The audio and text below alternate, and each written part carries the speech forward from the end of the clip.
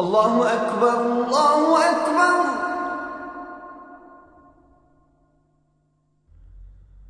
الله أكبر الله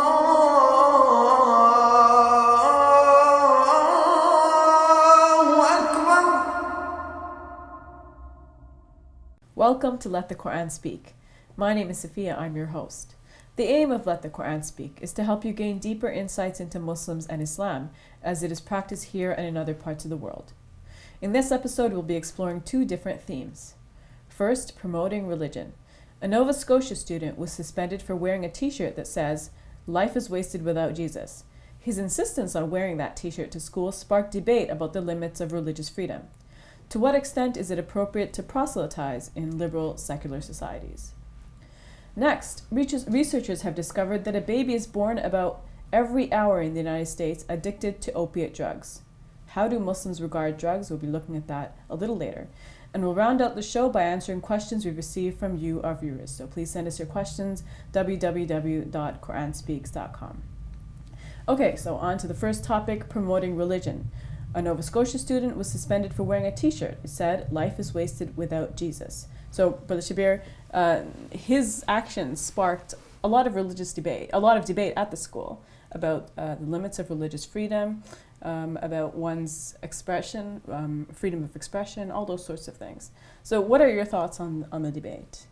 Well, it is an interesting debate, and it is something that multicultural societies have to continue to work with. We are now living in pluralistic societies in which people do not all share the same faith. Some people have some faith, some others, and some no particular faith. Mm-hmm. And so we, practitioners of faith, need to be sensitive to the views of people of other faiths and also the people who do not share any particular faith. So we need to be confident about our own beliefs and at the same time respectful of the beliefs of others. Mm-hmm. So this particular individual was, I guess, going about school telling people about his faith and, I guess, trying to get other people to agree to his point of view.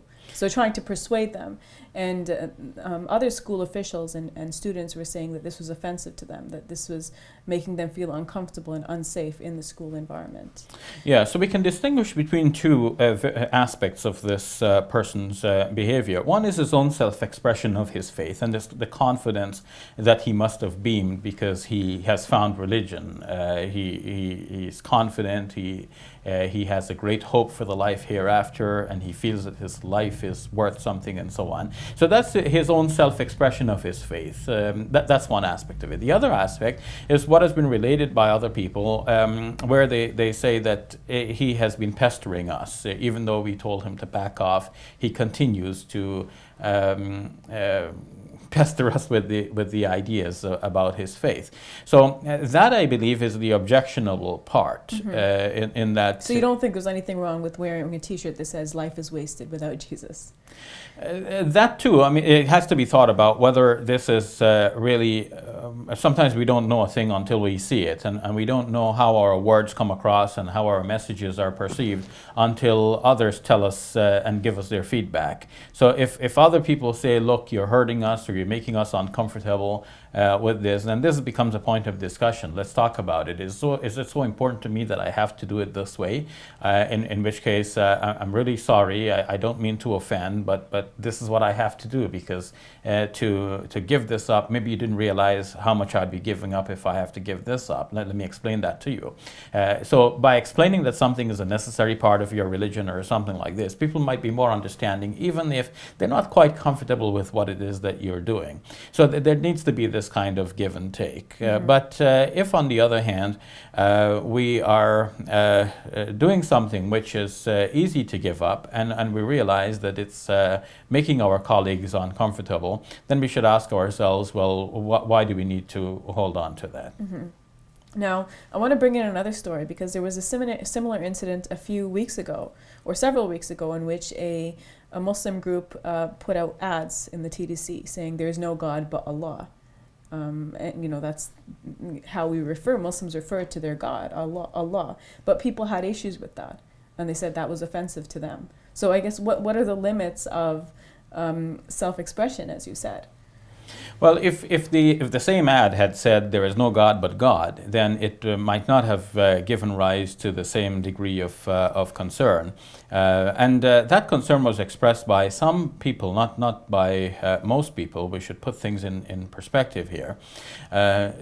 Most people would recognize that religious groups do have a certain right to express their beliefs, and the expression of such beliefs, even which we do not agree with, can give rise to discussion and to further thought. If we just expect everybody to express the same thing in the same way, then there is no longer any discussion, there is no thought about anything. Sometimes we need to hear ideas that we're not quite comfortable with, but we take them as starting points for discussion.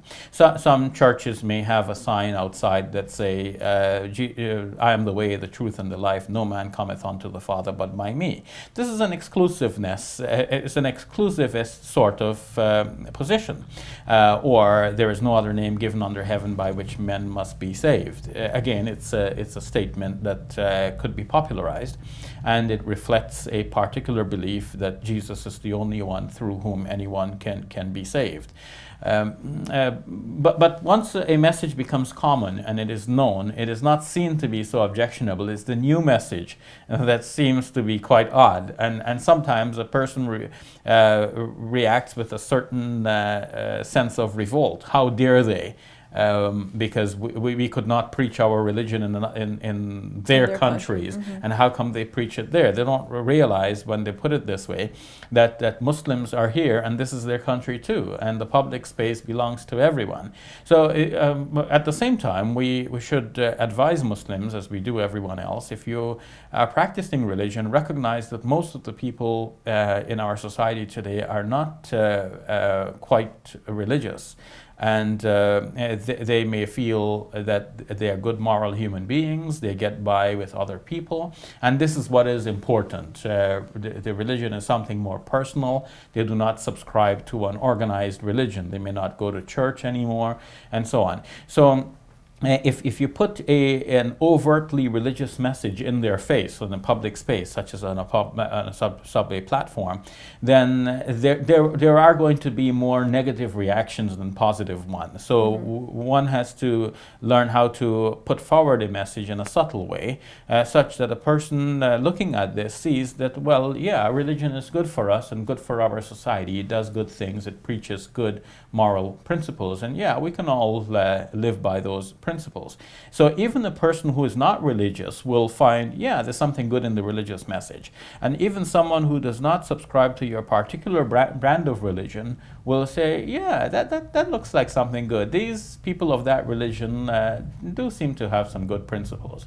So this is the kind of reaction we want to get. We don't want the negative. So you've made a distinction between expression and proselytism. So when does proselytism go too far then? It goes too far if it starts to pester people. If people feel, I don't want this knock on my door because that's probably, the preachers out there. Somebody even wrote a book with the title, at least in hell, the people of religion won't knock on my door, something like this, trying to proselytize me. As people are fed up with this kind of thing. So we want to make sure that, not that this is wrong to begin with. So it shouldn't be banned. It shouldn't be banned by the law. It is something that is just upsets your sensibilities. Yeah, I meant to say there's nothing inherently wrong with trying to share your faith with others, but if you do not practice decorum in the way in which you try to do that, the reaction could be negative, and obviously it's not a negative reaction you want. It's the positive that you desire, and so you should gear your message and your approach to achieve that positive benefit. Thank you for that, Brother Shabir. You're welcome. We'll take a break. When we return, what does Islam have to say about drug addiction?